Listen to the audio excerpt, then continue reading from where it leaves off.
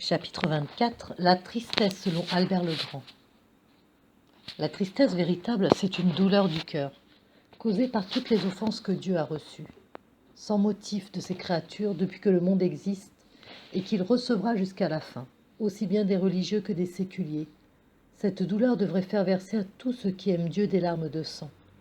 Une autre part de la vraie tristesse, c'est que trop souvent l'homme succombe à la tentation sans résistance. Ainsi, dès qu'il voit ou entend dans la nature animée quelque chose qui se rapporte à l'impureté, aussitôt son âme est souillée par des pensées, des plaisirs, des sentiments impurs.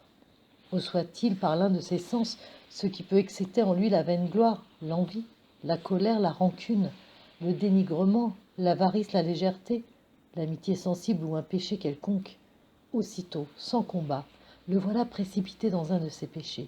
S'en relèvera-t-il jamais? Et si, avec la grâce de Dieu, il se relève, il n'est pas certain qu'il rentrera en possession de la grâce qu'il avait auparavant et dans la même mesure.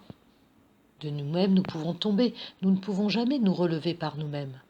Dieu sait bien que nous ne sommes que chair, un souffle qui s'en va et ne revient plus. Psaume 77, verset 39.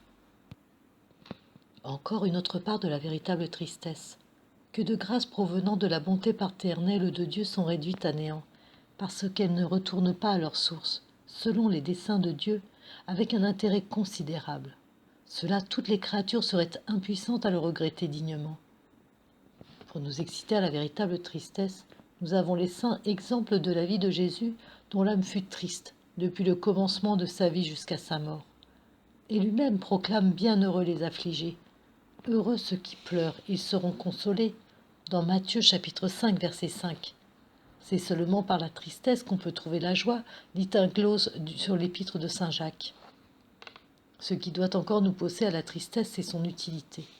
La vraie tristesse est plus utile que la vraie joie. Il vaut mieux aller à la maison de deuil qu'à la maison de festin, d'après Ecclésiaste chapitre 7, verset 2. Souvent, en effet, la tristesse nous humilie, tandis que la joie nous exalte. Et conséquence plus malheureuse, il arrive parfois après la joie et la dévotion spirituelle que nous sommes ce jour-là moins retenus et moins circonspects dans nos actions que si ces joies nous avaient été refusées. Autre avantage de la tristesse.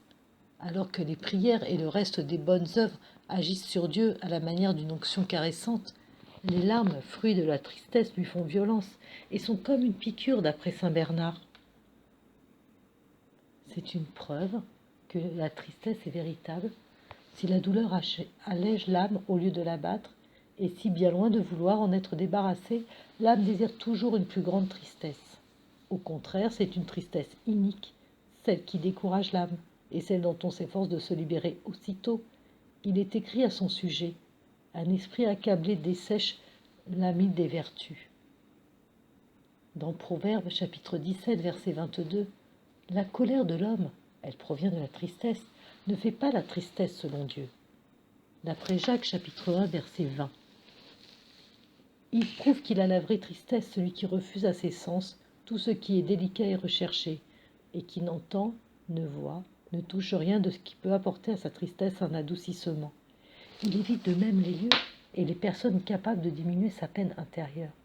Il ignore en effet que c'est une voie sûre de définir sa vie dans la vraie tristesse, selon cette parole de l'Ecclésiaste chapitre 8, verset 5. Le cœur du sage se trouve là où il y a de la tristesse, et le cœur des insensés là où règne la joie.